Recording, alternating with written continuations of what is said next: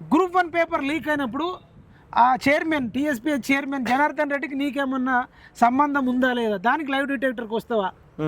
నువ్వు Janwada farm house నీ సొంత శ్రమతోని నీ చెమటోడ్చి సంపాదించినవా, లైవ్ డిటెక్టర్కి వస్తావా?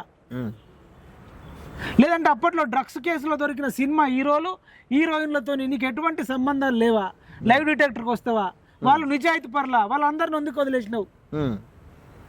వాళ్ళందరిని ఎందుకు వదిలేసినావు?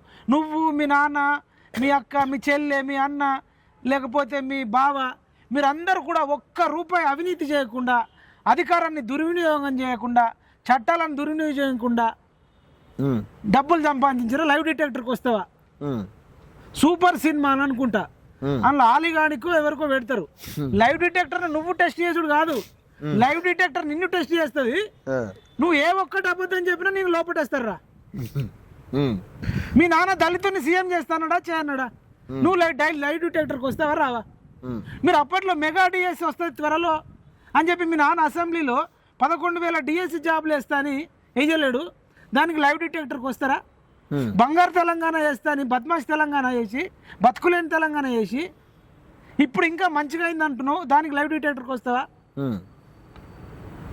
నువ్వు దేనికి వస్తావు? ఇంకా చాలా ఉన్నాయి మీ లైవ్ డిటెక్టర్ రావాలంటే.